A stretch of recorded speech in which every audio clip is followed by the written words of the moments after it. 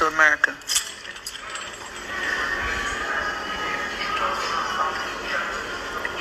Tell me what you're thinking. Just so much. Kleenexes, please. I've always been interested in history and the history of black people. I took Afrocentric classes at U of L. My grandma lived at 2821 West Kentucky Street. I've read so many books, and now I belong to a church that's primarily African American, and I wouldn't be anywhere else. Beautiful. Thank you.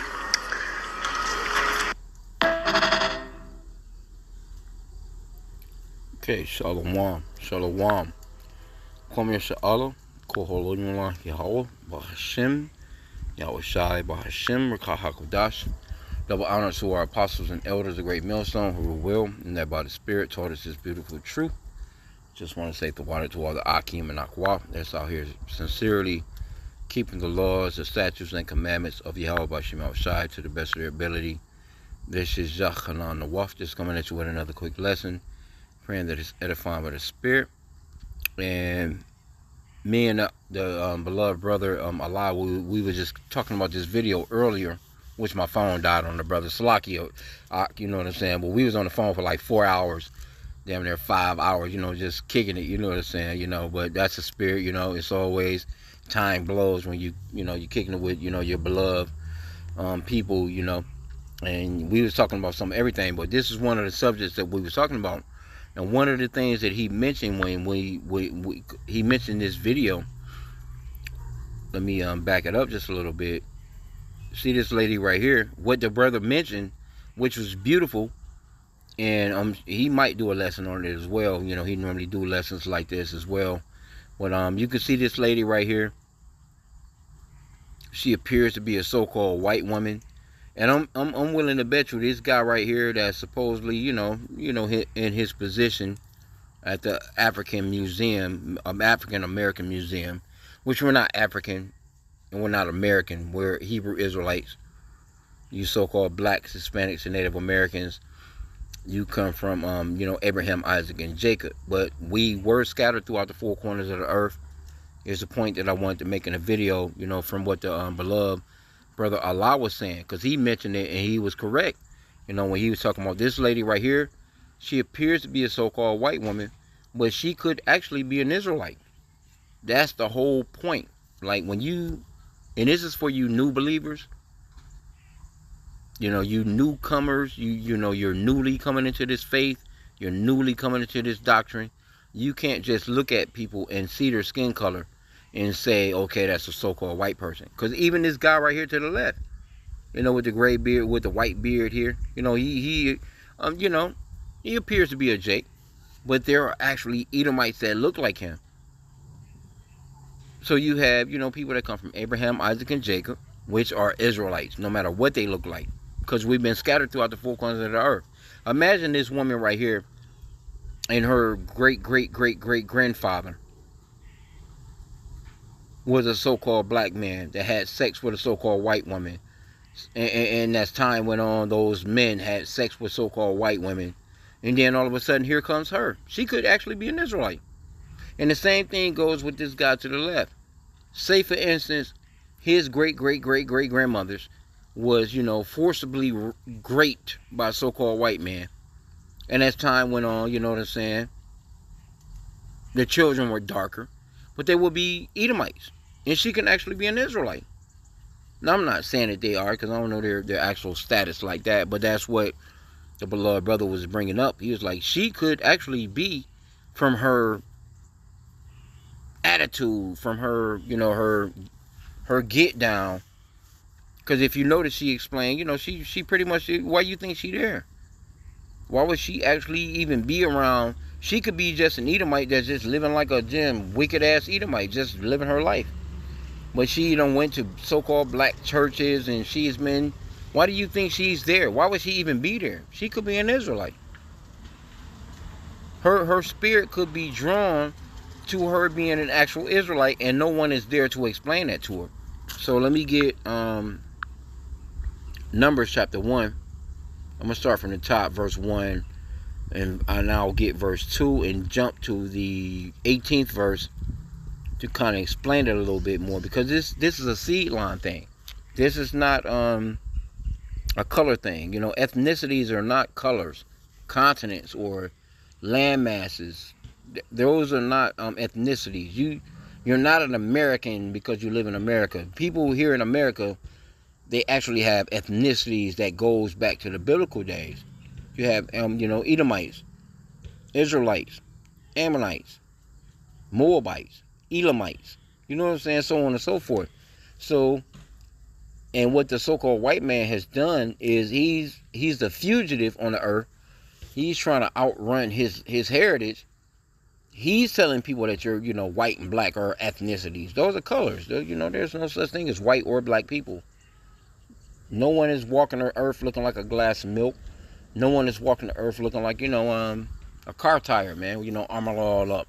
There's some pretty seriously dark people, but they're darker shades of brown. And you have these, pinkish to reddish people on the planet. That's it. You don't have no white people. They're not white, they're red. They're Edomites. The scriptures describe Esau as being red. But when you see some of those red people, you have to keep in mind that they could actually be Israelites. And so that's why I want to touch on this little lesson real quick.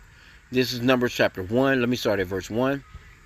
And the Lord spake unto Moses in the wilderness of Sinai, in the tabernacle of the congregation, on the first day of the second month, in the second year after they were come out of the land of Egypt, saying, Take ye the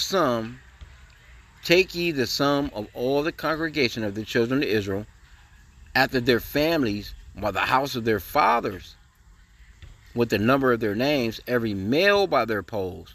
This is how your lineage goes right here. It goes through your father. It goes through the male.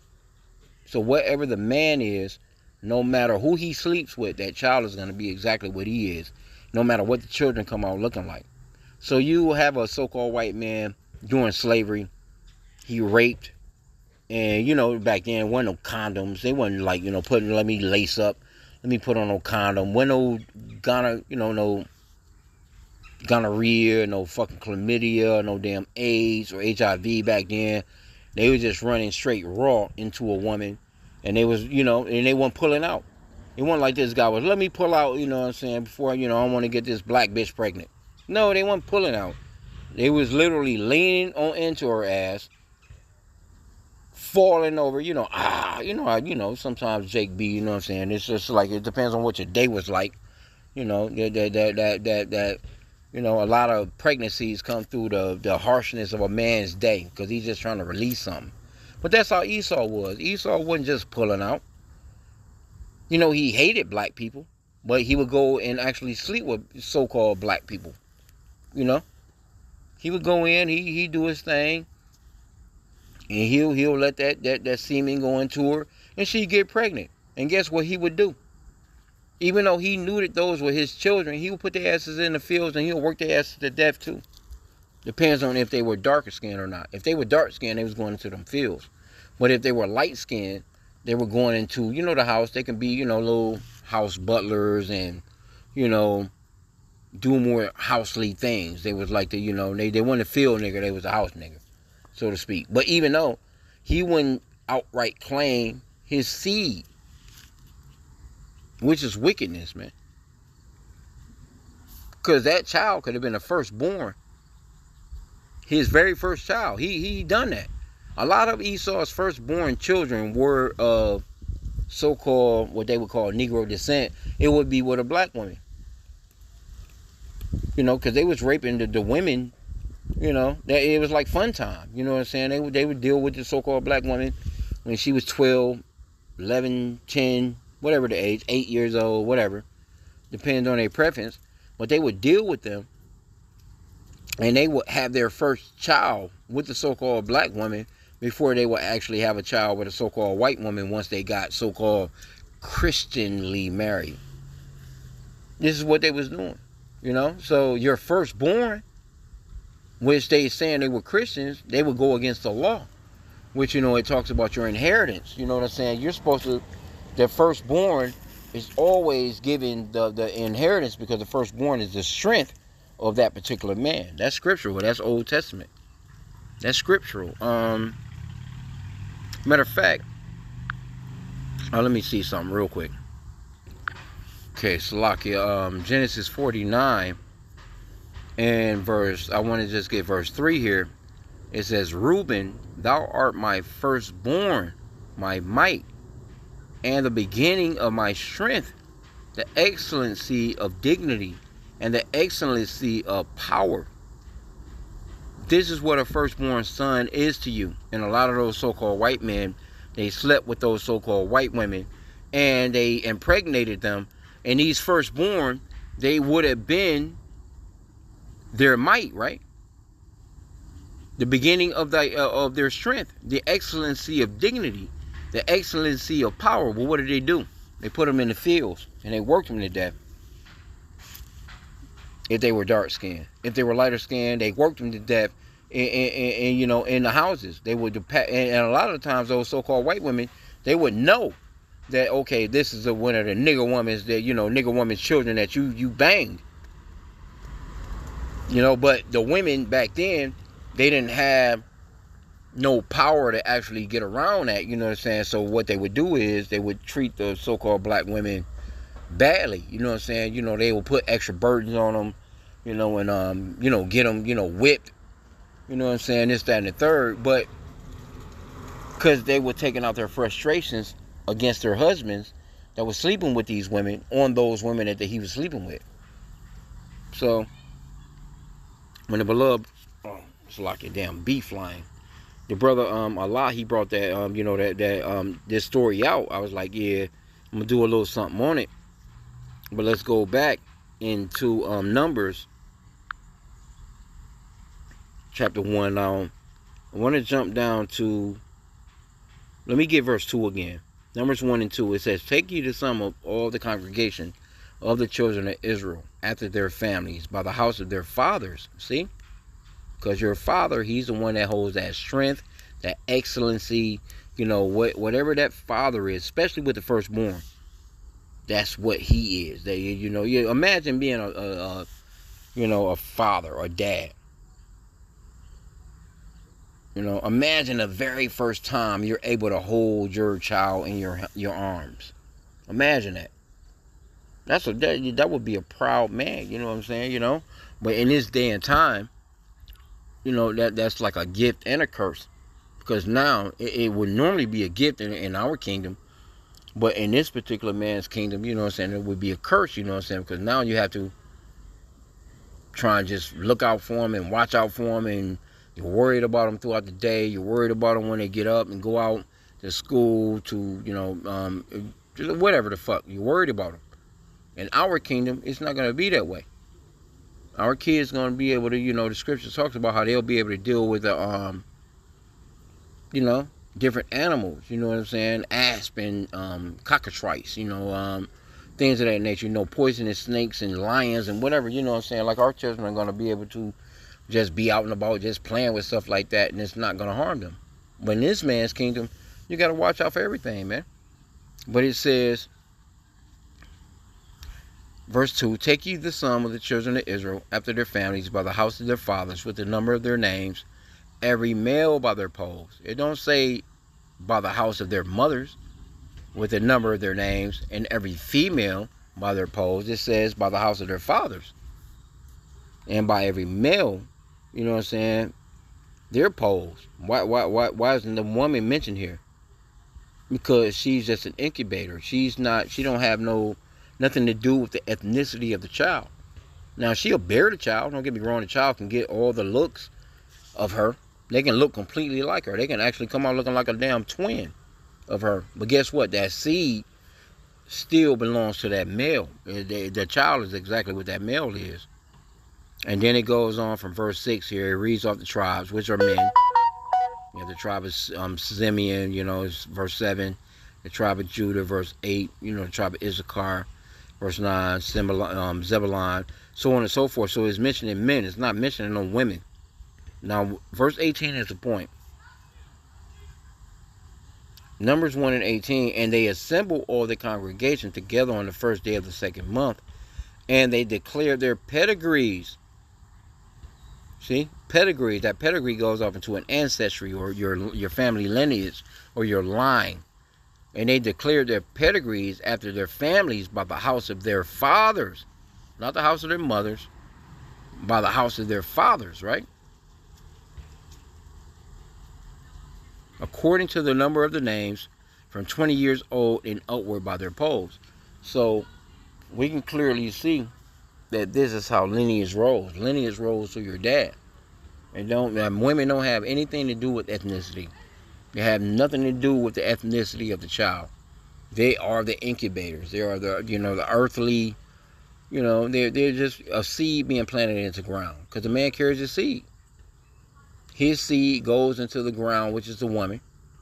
That's why they, you kind of get the talks of husbandry. Because when you go into husbandry is a farmer pretty much. He sows and plows fields. So when you are, actually digging your woman out, so to speak, you having sex with her, you're actually plowing that field. You're plowing into her. And then from there, you leave seed. And then from there, that seed, if it's fertile, it generates within that woman, which would be the field, the earth. And then she would, give that seed nutrients, water, everything that it needs, before seed comes forth. So it's no different than a cucumber, or like squash, or like watermelon, or anything that you plant, corn. A seed must go into the earth for that seed to come up, and it takes some time. And just so happened that in this particular space, it takes 9 months, 10 months actually, for that seed to come forth, and that woman will bring forth that seed that man planted in her. So the ground is still the same, but that seed is what the male is. It's no different than you can't just plant a cucumber seed and a damn tomato pop out. It don't work like that. The seed is exactly what the male is, whatever that man is. So you can have a so-called white man. We say so-called white man because they're actually pinkish to reddish in color. But he can sleep with a so-called black woman, and the child can actually come out looking like they're actually a black child.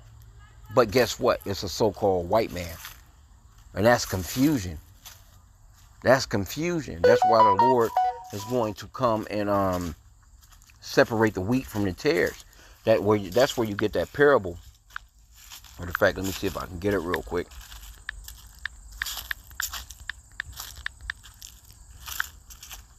There's a parable on the Lord separating the wheat from the tares, because there are people that are out here looking like they're of Negroid or Negro descent, and they're actually not.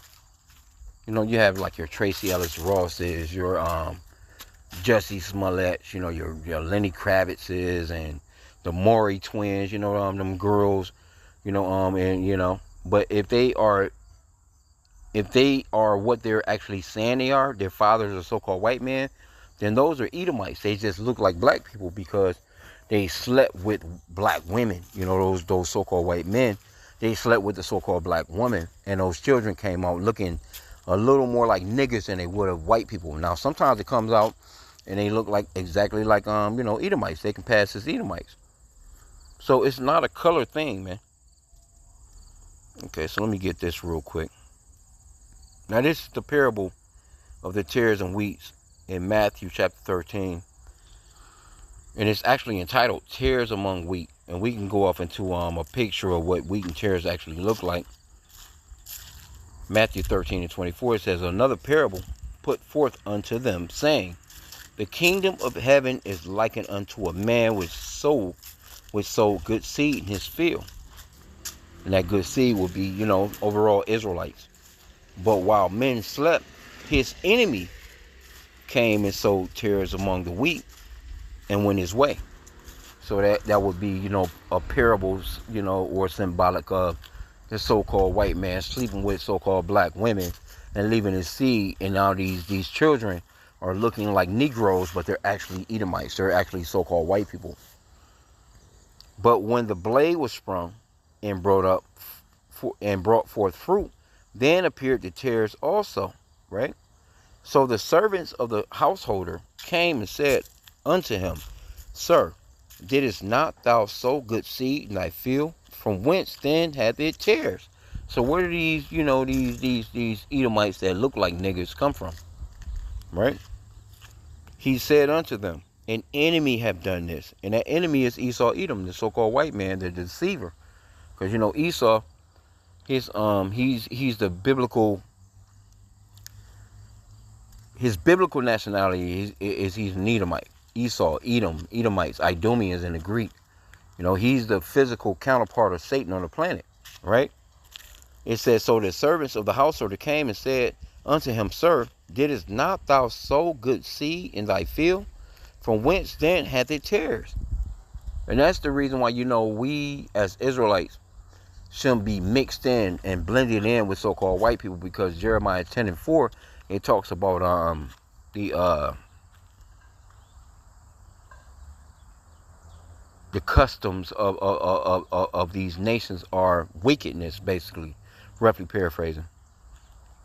The customs of the people are vain. They have vain customs. Look at the Americans. They claim that they're Christians, but they don't keep anything that's in the scriptures. But they front as if they're Christians.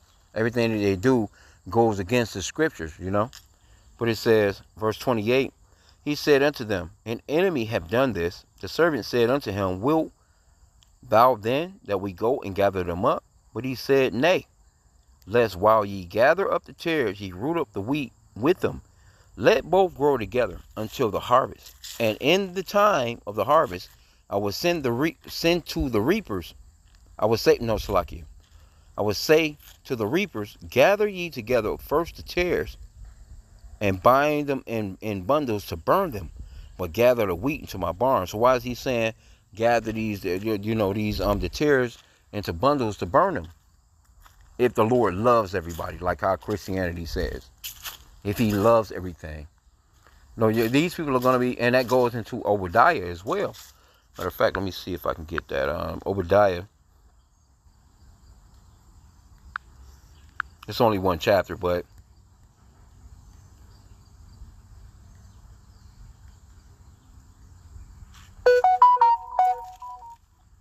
verse 1, chapter 1, verse 18, it says, and the house of Jacob shall be a fire, right?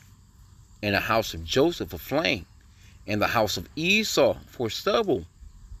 That's the tares.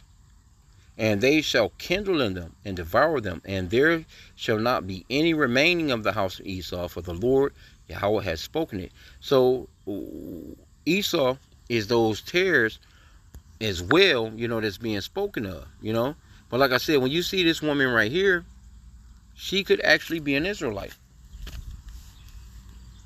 And that's why it's so important that once we go out on the highways and byways, is that we read the spirit. Because if their spirit bear witness with the spirit of the scriptures, they could be Israelites. Like this lady, she can actually be, the way she looked, let's get it again.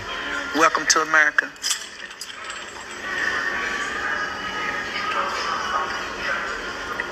Tell me what you're thinking. Just so much. Kleenexes, please. Always. Like this lady, she looked like a so-called white lady, but she can actually be an Israelite. Matter of fact, I'm going to take a screenshot real quick, so Salakia, y'all. She could be an Israelite. She may not necessarily be who he's thinking she is. He's looking at her, and she's looking at him, but they don't know. That's the thing about when you first come into this truth. You have to really realize that there are people that look like other nations of people that are Israelites. You can't just look at a Chinese person and say, "Oh, you're Chinese.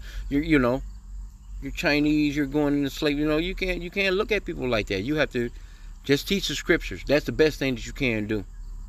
Just teach the scriptures, and if they resonate with it, they're going to resonate with it. And you have to actually explain to them that it's not a color thing, because she understands the slavery and the captivities that Jake went into.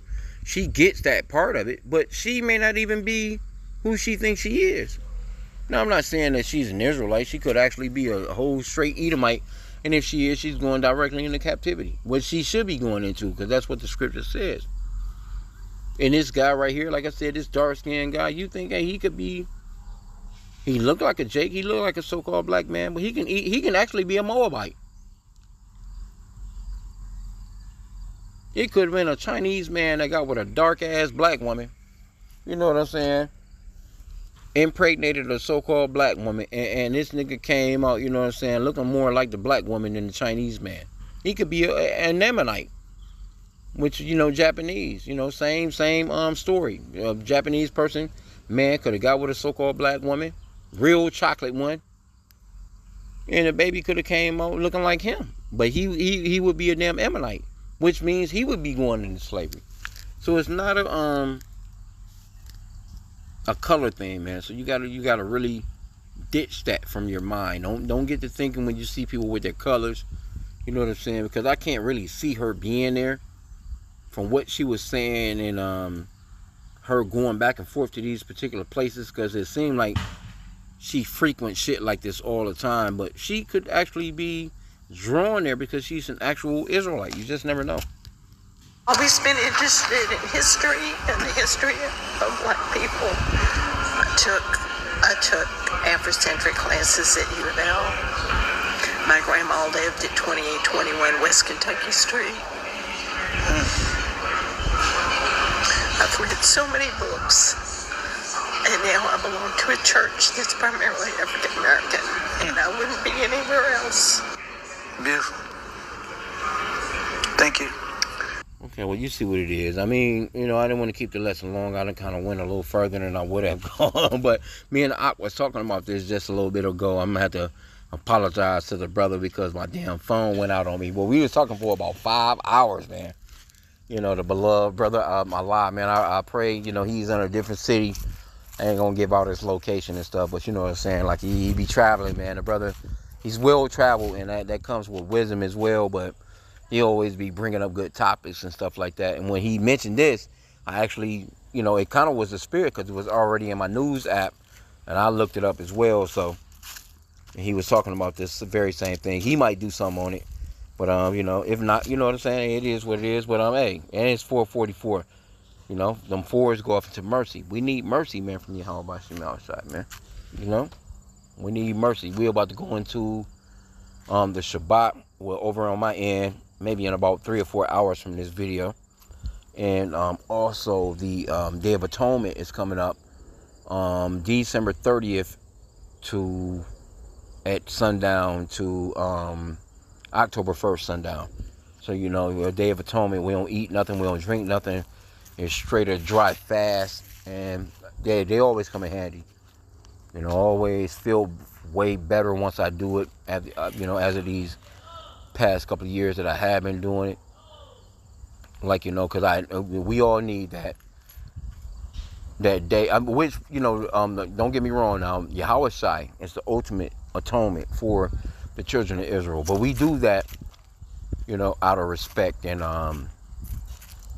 you know, just practicing the righteous acts as best we can on this side of the planet, you know, before our Lord comes. You know, just trying our best to just recognize that, you know, we believe in the scriptures, you know what I'm saying? Like, we know that we're not saved by, you know, the Old Testament laws and things of that nature, but we do try our hardest to the best of our ability to be on point as best as we can. And when these holidays come around, I mean, really, in reality, you know, because these are actual holy days, when they come around, they're special to us, you know what I'm saying? So we do the best we can in our captivity. So within our captivity, the Day of Atonement is about to arrive on, like I said, I think it's up, September 30th, going into October 1st. And, you know, we're going to keep that holiday to the best of our ability by not eating or drinking anything from sundown to sundown, and reminiscing on what we need to reminisce on, and pretty much overall asking for forgiveness for the sins that we committed. And, you know, just prayer, studying, doing the normal that we do. But, you know, it goes a lot more further when you're actually fasting as a nation of people. And so with a lot of us fasting and the way that we're fasting, it's going to cut into Esau's shit real cut close, you know what I'm saying? Like, you know, like Esau, he's in a real bad space right now. He's losing the information war. You know, he's getting to a point where he's going to push us to the point of, which is prophetic, you know what I'm saying, Amos 8 and 11, you know, the famine of the word. He's going to get to that point because he can't stand it no more. There's nothing that he can do no more. So once we go on these fasts, and matter of fact, I've been noticing over the years, every time we do go on these fasts, you know what I'm saying, things turn up and he loses more control. So just think about this particular one with us knowing where we are, you know, us knowing a lot more than what we knew last year, the year before that, the year before that, the year before that, because these prophecies are starting to play out pretty fast. So he's not looking too well right now. So, you know, Revelation 12 and 12 gonna come in. You know, he's gonna come down with great wrath because he knows they have but a short time. But there's nothing he can do about what's going on. But that Day of Atonement, hey, fast and pray, man, and you know, I say lock in on that. So with that, shalom.